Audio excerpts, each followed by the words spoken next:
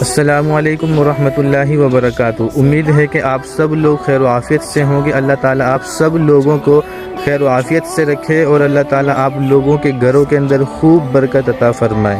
میرے دوستو، اس دنیا کے اندر بہت ساری قومیں ہیں اور بہت سارے لوگوں نے اپنے مذاہب گڑھ رکھے ہیں، اور ہم سب لوگ جانتے ہیں کہ حق پہ کس کا مذہب ہے اور کون سا مذہب حق پہ ہے۔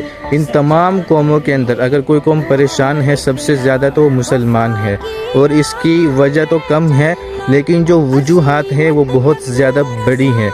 وجہ کم ہے لیکن بہت زیادہ بڑی وجہ ہے۔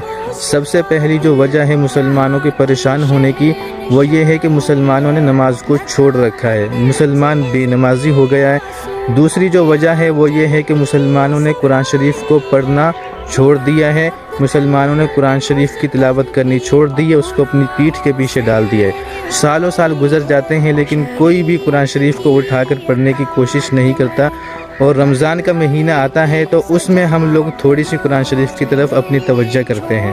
میرے دوستو، یہ قرآن شریف صرف رمضان میں ہی پڑھنے کے لیے نازل نہیں ہوا بلکہ پورے سال پڑھنے کے لیے نازل ہوا ہے۔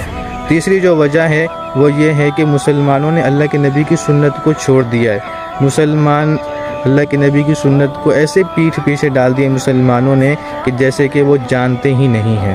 چوتھی جو وجہ ہے وہ یہ ہے کہ ہم لوگوں کو اپنے حق کے بارے میں پتہ رہتا ہے لیکن دوسرے کے حق کے بارے میں ہم لوگوں کو کچھ پتہ نہیں رہتا ہے۔ اپنے ایک ایک پیسے کا ہم حساب رکھتے ہیں لیکن دوسروں کے حساب، دوسروں کا جو ہمارے پر حق ہے یا قرضہ ہے یا کوئی چیز بھی ہمارے اوپر ہے، کسی چیز کا بھی حق ہمارے اوپر بیٹھتا ہے تو ہم لوگ اس کو ادا کرنے کے لیے تیار نہیں ہیں۔ تو میرے بھائیوں، ان سب چیزوں کو چھوڑو اور سیدھے صراط مستقیم پر آؤ، سیدھے راستے پر آؤ، نمازیں شروع کر دو، قرآن شریف کی تلاوت شروع کر دو، اللہ کے نبی کی سنتوں کو فالو کرنا شروع کر دو، دوسروں کے حق کو ادا کرنا شروع کر دو۔